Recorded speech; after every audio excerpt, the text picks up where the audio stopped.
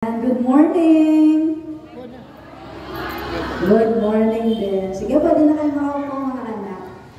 Ayan, so sa atin pong butihing ulong guro, tatlo, Ma'am Marites Ducos.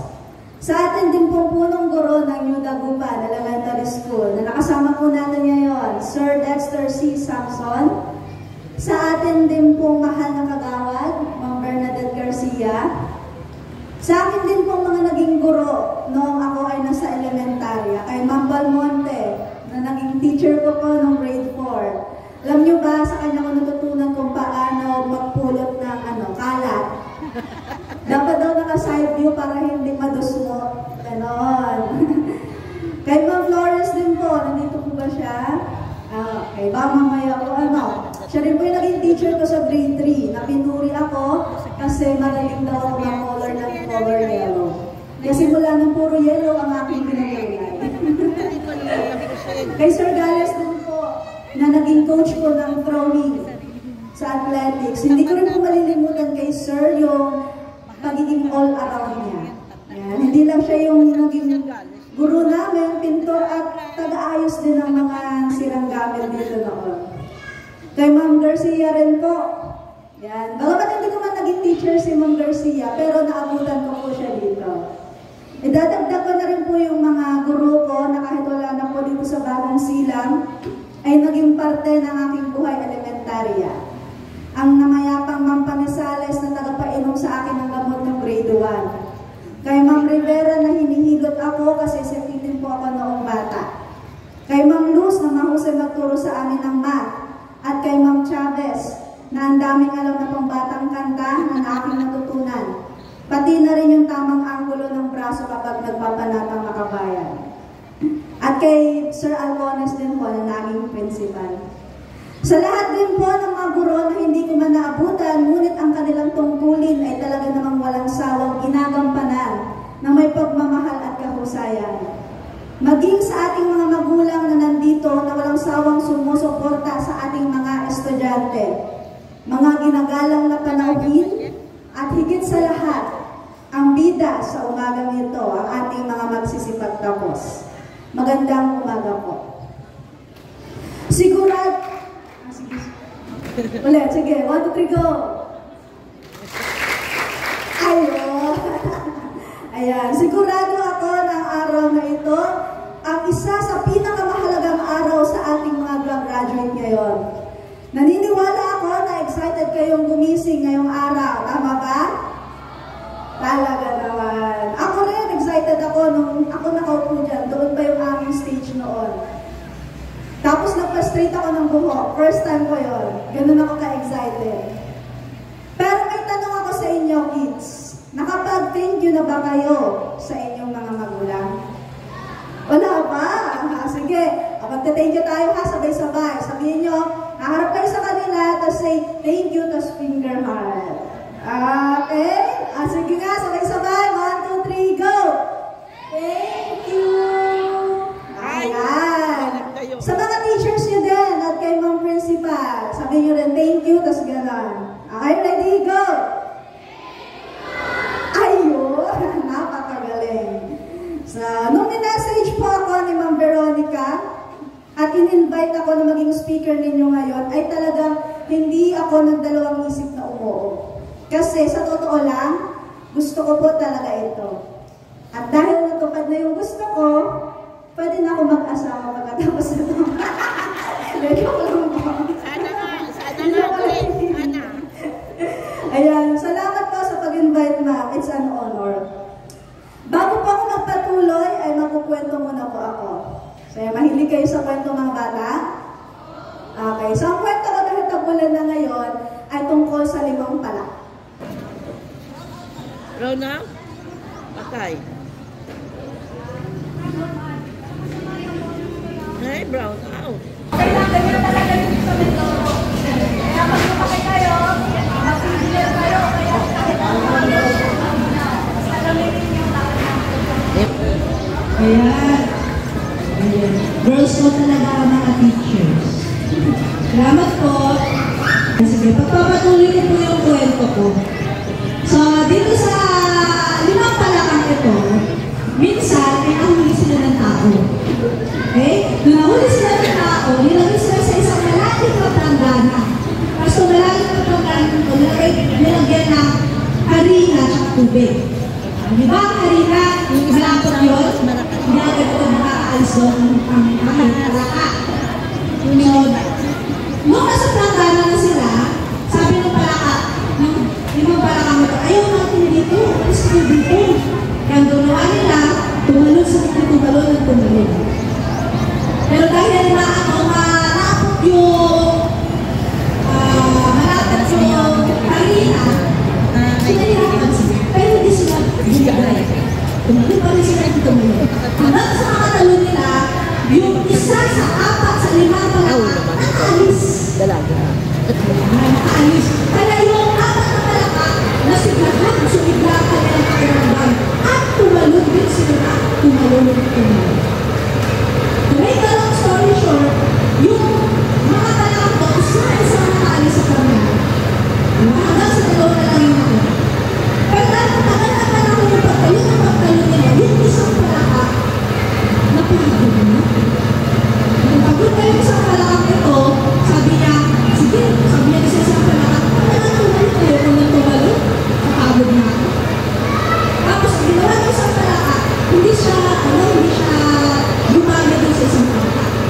Kaya tumalon kayo siya, hanggang siya ay, Hello, ayan, bumalik na.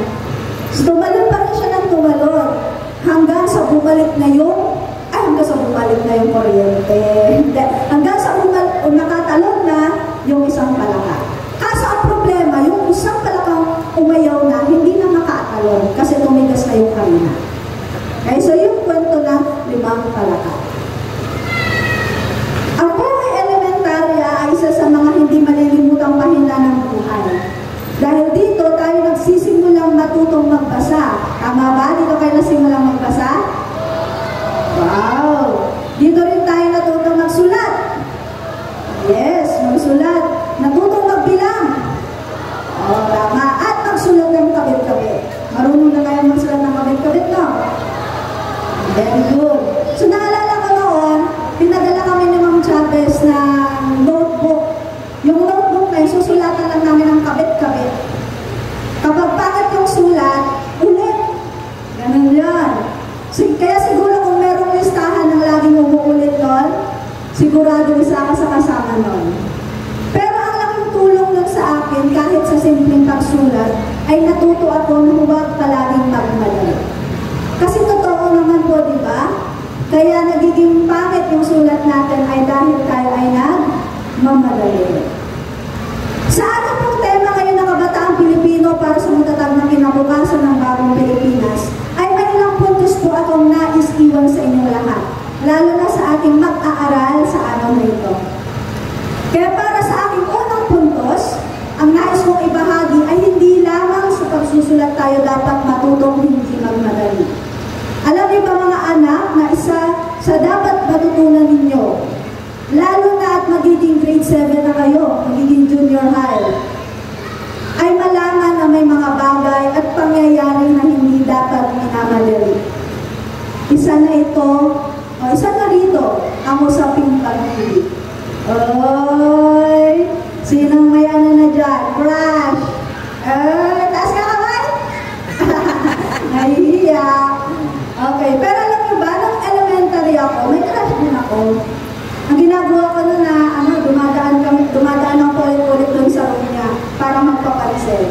Sino gumagawa nun dito? Kinakalawit Pero alam niyo ba mga anak, hinahamon mo ba yun na huwag mo nang pumasok sa pakikipagrelasyon? Hindi naman na kayo bata, di ba? I mean, bata pa kayo, pero kahit pa paano naiintindihan niyo yung sinasabi ko. Kasi, bakit huwag muna? Dahil mga bata pa kayo. Dapat enjoyin niyo muna ang pagiging bata kasi ang love, may tamang oras yan. Pero ang pagiging bata niyo, hindi na may babalik. Alam niyo ba sa Bible, ang tamang design ni Lord kapag sasagutin o liligawan mo ang isang taong iyon ay dahil gusto mo siyang naging asawa balang araw. Wow, asawa agad ba? Ang problema. Oo, asawa Ako rin na agad. yung divorce. Kasi ang pakikipagrelasyon ay hindi lamang para pakilingin ka o para may pagmayabang ka sa mga kaibigan mo o may ma-remind sa Facebook na may mga heart. Hindi lang ganon. Di ba nung likhain ni Lord yung mundo, nilikha niya ay si Eva at si Adan lang. Hindi siya lumikha ng panibagong Adan para may pagpipilian si Eva. Hindi rin naman lumikha siya ng isang Eva para may pagpipilian si Adan na mapapangasawa. Kasi sagrado para sa Diyos ang usaping pag-ibig. Bakit ko ito sinasabi sa inyo? Kasi kapag puro love yung laman ng isip ninyo, alam niyo ba na kayo ay hindi na makakapag-focus sa mas mahalaga? At yun na yung pag-aaral. Ang mahirap din ay kapag nakagawa kayo ng dalawa ng mali dahil sa sobra ng pagmamahalan sa isa't isa ay hindi na nakapagpigil. Yun ang nakakalungkot. Sinasabi ko po ito sa ating lahat dahil hindi naman tayo bulag sa nangyayari sa ating mga paligiran. Base sa pag-aaral ng Save the Children, ngayong taon, 2024, ay tumaas ang porsyento ng mga nabubuntis at nakakabuntis sa buong Pilipinas. Ayon sa kanilang pag-aaral, 35.13% ng mga bata na nasa edad 15 years old, pababa ay may talang buntis at nakabuntis. Para hindi maintindihan yung mga anak ganito yun, halimbawa may 10 mga bata. 3 doon ay nakabuntis o nabuntis. Ganoon, kadami. Imagine nyo na lang sa buong Pilipinas. Kaya nakakalungkot at nakakaalala ng mga ganang sitwasyon. Hindi ko alam kung ano ang klase ng inyong pamumuhay. Marahil ang iba sa inyo ay nasa maayos ng pamilya. May sapat na pantusto sa pangangailangan sa araw-araw.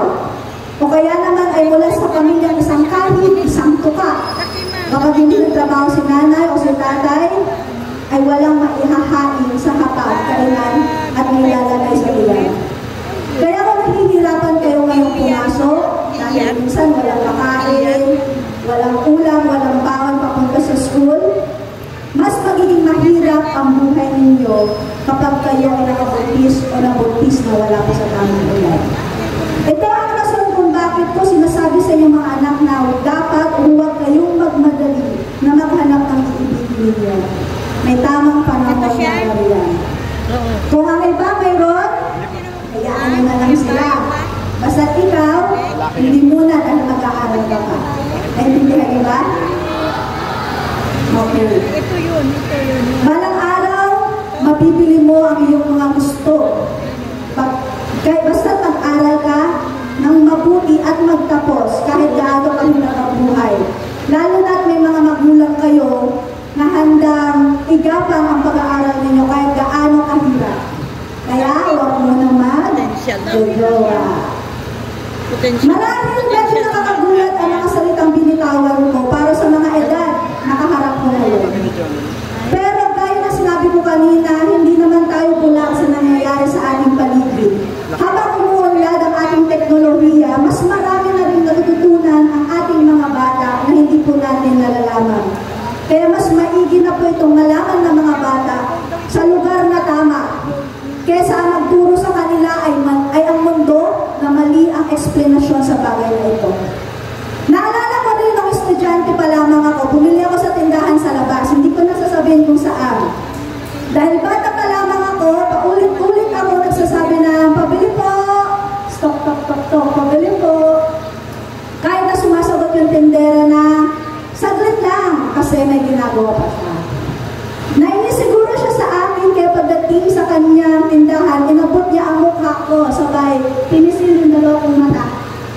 Sabi, hindi mo ba nakikita may ginagawa ako? Tapos, binagbentahan niya rin naman ako. Kasi yung sinukli niya sa puro centavos, sa inis niya siguro sa akin. Mayroon din akong sitwasyon nung grade 3 ako. Muntika na ako mabunggo ng jeep dahil nagmamadali akong tumawid. Pinigilan ako ng driver at talagang pinagmumura niya ako ng matindi. Sa sobrang takot ko, nakakahiya mong sabihin pero napaihi ako sa kalda ko. Naisip ko siguro kung anak ako ng mayaman o ako tatratuhin ng gano'n. Kaso, simpleng manguyan lamang ako na nakatira sa Marilao. Kaya siguro, hindi sila nagdalawang isip na gano'n ako. Noong tapos na ako sa pag-aaral, may sitwasyon din sa aking buhay na bigla na lamang ako nakatext ng chat sa daddy ko, classmate sa elementary. Ang chat ay isang link ng article na may pamagat na What happened to your valedictorians? Tandang-tanda ko nga, pasakay ako ng tren noon. Kasi nasa Manila ako noon eh. Naghahanap ako ng trabaho. Ilan na rin yung kumpanya noon na in-applyan ko na hindi ako tinanggap. Kaya malungkot ako ng panahon na yun. Dito nakapasok yung aking ikalawang purpose. Kung kanina, una, wag mo na mag-withdrawa. Ang ikalawa, nais kong sabihin sa inyo, na sa buhay, hindi talaga tayo makakaiwas sa mga tao pwede tayong i-down. At maaaring pwedeng pagtawanan, lalo na kung mahirap lamang tayo.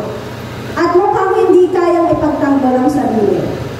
Pero kung makaranas kayo ng ganyan, huwag dapat kayong magpasindak.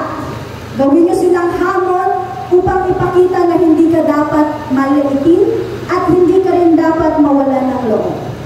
Dahil may mararating ka sa buhay. Tingnan nyo nga yung katabi niya, sabihin nyo, may mararating ka sa buhay. Hindi yan na-experience. Yan, saan kaya yun? Hindi, pero may mararating kayo sa buhay. Ito kutsara ka eh. Kami experience. Kaya, mahalaga talaga na mag-aral kayo ng buhay. Sa kabila ng lahat, huwag rin kayong magagalit sa kanila.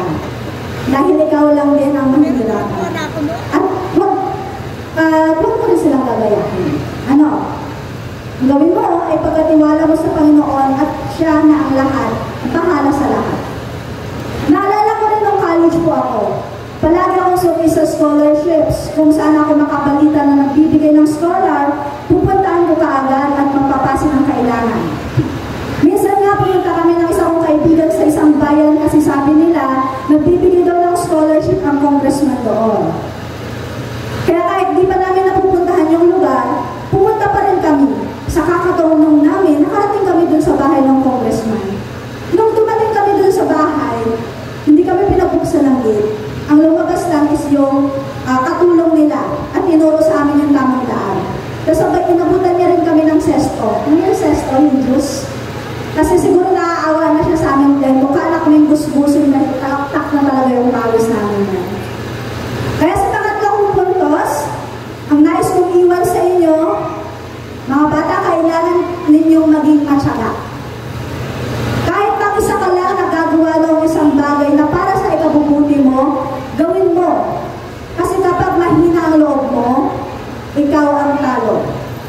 Kahit ng panahon na yun ay may binibigay namang sapat sa akin ng mga magulang ko, ay hindi pa rin ako nanatili lamang doon. Kaya dapat malakas ang loob mo upang hindi mawala sa iyo ang magagandang oportunidad.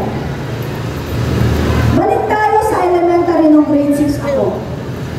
Doon ako nagsimulang magkaroon ng mga tagyawat sa mukha. Yung tagyawat ko pa nga nun is sa noo. At dahil nahihiya ako, lagi kong tinatakpan ng kanyang yung noo ko. Pero pagdating ko ng high school, ay nawala na rin naman sa isipan ko maging conscious sa aking tagyawat. Siguro dahil napapaligiran ako noon ng mabubuting mga tao. Kaya, bumalik ulit yung tiwala ko sa sarili. Kaya para sa pang-apat na puntos, dapat pagdating nyo ng junior high, pag nag-grade 7 na kayo, piliin ninyo yung inyong magiging mga kaibigan. Ha? Huwag yung kaibigan na, dapat yung kaibigan na tutulungan ka maging mabuti. Hindi yung aayain ka mag-cutting classes. Yan, hindi yung aayain ka, tara, akyat tayo sa bakod. Hindi ganon. Dapat yung kaibigan na madadala ka na mag-aral ng mabuti. Kasi sinasabi ko sa inyo, kahit na hindi kayo ganon kahusay sa pag-aaral, pero kapag ang kasama mo mahuhusay, mahahawa ka rin. Kaya kasi ang sabi, ang masisamang kasama ay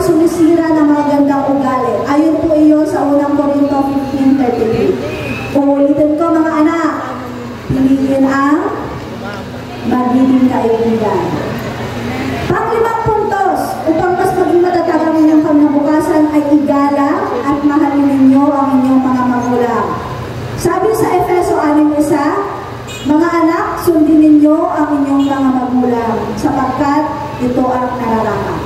Tingnan nyo nga yung mga magulang kayo. Yan ha? Sabihin nyo sa katabi ninyo, igalang mo ang mama mo. Sabihin mo nga. Igalang mo din ang papa mo. Dapat matuto na kayong magmano. Ayan. Kasi, yun ang nabubuti. At may magandang pangako ang Diyos, hahaba ang iyong buhay. Dahil dito, gusto mo rin po i-encourage ang ating mga magulang, mga mama, mga papa, na naririto ngayon. Naway, wag rin po kayong mahiya na ipagmalaki or i-praise ang inyong mga anak kahit sa mga maliliit na bagay. Naalala ko po nung grade 3 ako, naging teacher ko po minsan sa math, si Ma'am Garcia. Gusto mong tuwa siya sa akin noon.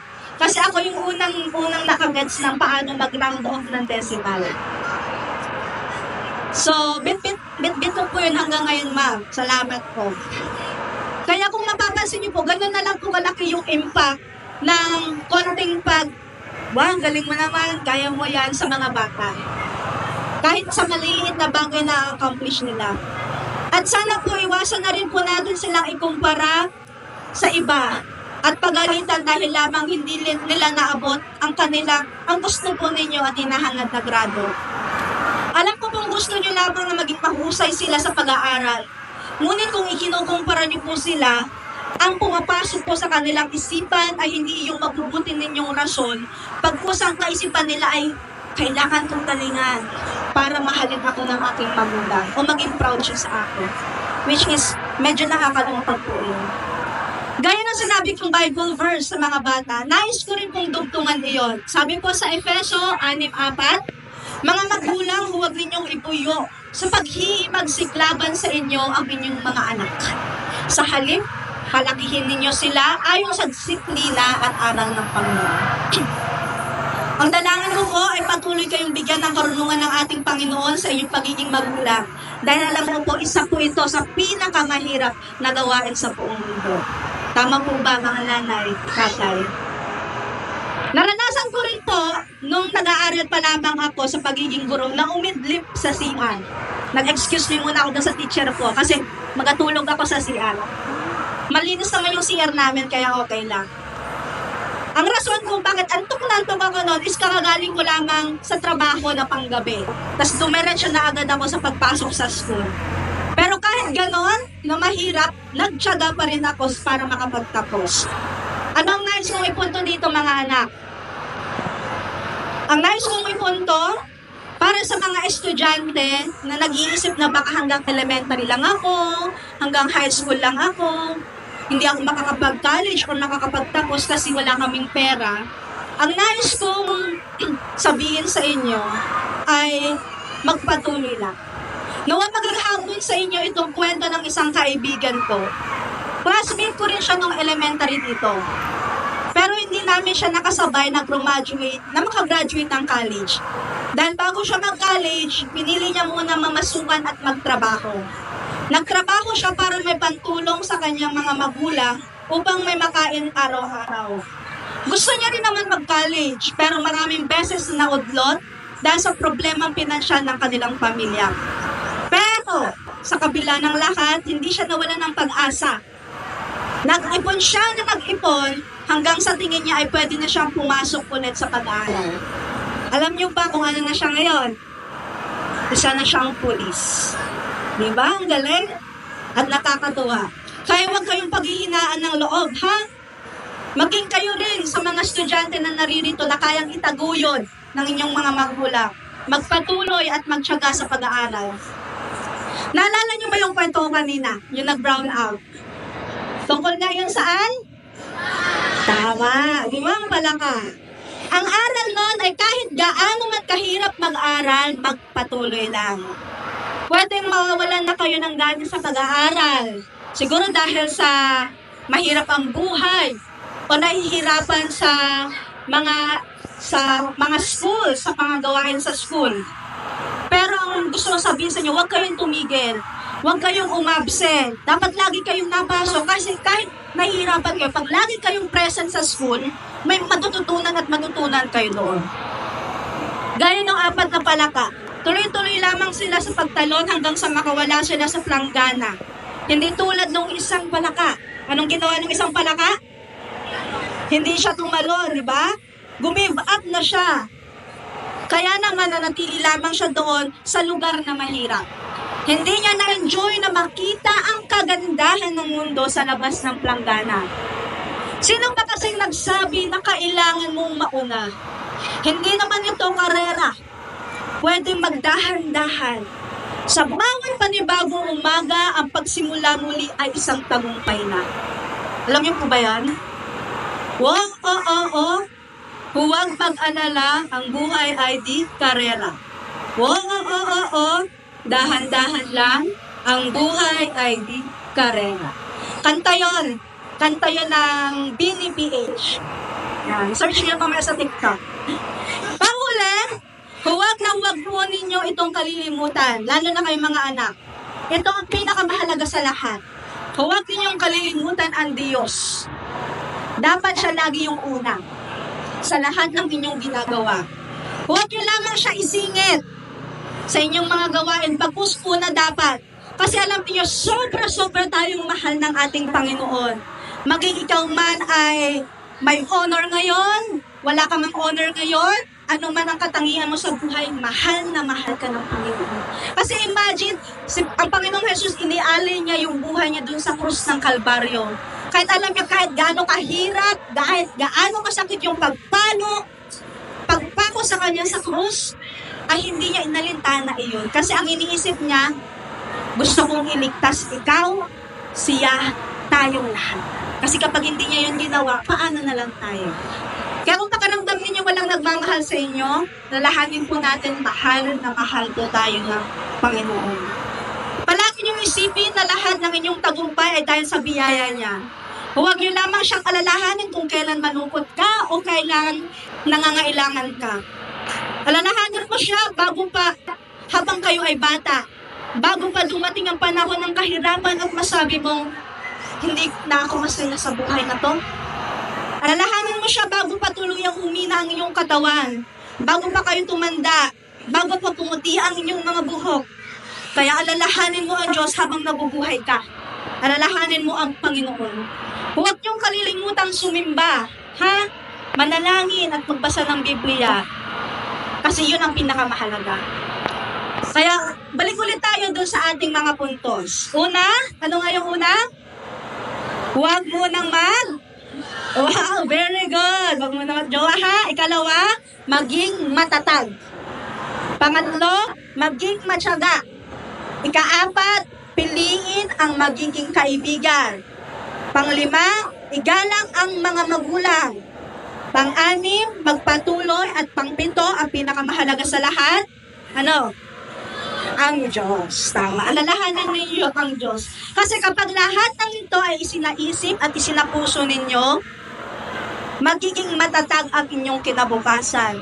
Magiging mabuting mag-aaral kayo at maging mabubuti mamamayan ng bagong Pilipinas. Sabi nga sa DepEd, bansang makabata, batang makabansa. Ayun lamang po at maraming salamat po sa ating lahat.